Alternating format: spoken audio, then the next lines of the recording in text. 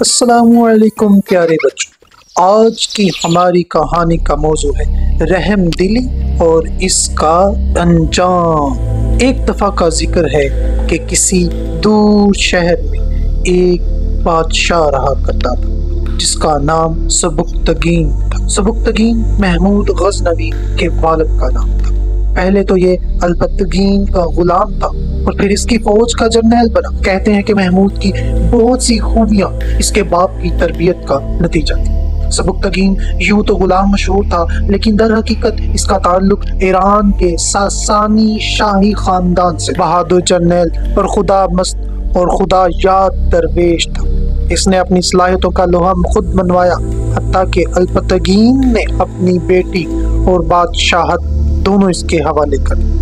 اب اس کے بارے میں یہ قصہ مشہور ہے کہ جوانی میں شکار کے لیے گیا تو ہرن کا ایک بچہ زندہ پکڑ لیا، کیونکہ سبکتگین شکار کا بہت زیادہ شوقین۔ اس نے ہرن کے بچے کو اٹھایا اور اپنے ساتھ گھوڑے پر رکھ، اتنے میں اس کے غلام اور وہ جنگل سے باہر نکلنے جا رہے کہ دیکھا کہ ہرنی پیچھے آ رہے، کیونکہ ہرنی ایک ماں اور ماں کا دل ہمیشہ بہت نرم ہوتا ہے۔ ہرنی اس کے پیچھے چلتی جا رہی۔ سبکتگین نے پہلے تو اسے پر توجہ نہ، لیکن جب وہ ہرنی جنگل کے باہر تک پیچھا کرتی ہوئی آ گئی تو سبکتگین رک گیا اور اس کے دل میں رحم آ گیا، تو اس نے ہرنی کا بچہ چھوڑ دیا۔ ہرنی کا بچہ اپنی ماں ہرنی کے پاس گیا اور اس کے ساتھ پیار سے لپٹ گیا۔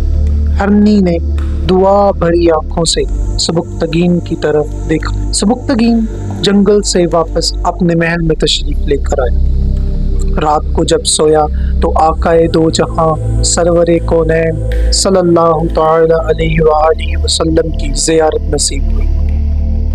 آقائے دو جہاں صلی اللہ تعالی علیہ وآلہ وسلم نے خواب میں سبکتگین کو یہ خوشخبری سنائی، خدا تعالیٰ کو تمہاری رحم دلی بہت پسند آئی ہے۔ اس رحم دلی کے صلے میں تمہارے خاندان کو ایک طویل اور کامیاب حکومت انعام میں دی گئی ہے۔ یہ خواب بالکل سچا ثابت ہوا۔ سبکتگین سادہ مزاج اور ظاہری شان و شوکت سے دور رہتا تھا۔ محمود خوش مزاج اور خوش ذوق تھا۔ اس نے جوانی میں ایک خوبصورت اور عالی شان محل بنوایا اور پھر خوب سجایا بھی۔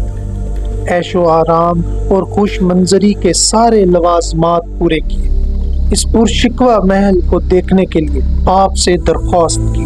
باپ آیا تو محل کو دیکھ کر چہرہ سپاٹ صاف و سادہ رہا، واہ واہ اور تعریف وغیرہ نہ کی، اور محمود سے پوچھا، ابا جان آپ کو یہ محل پسند نہیں آیا؟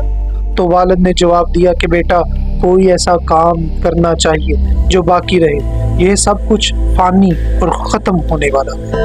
آج صدیاں بیت چکی ہیں۔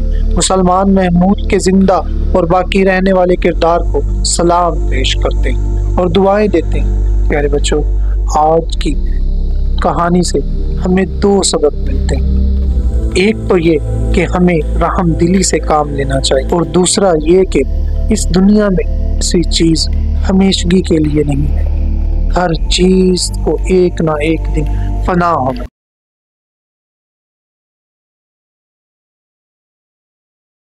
Like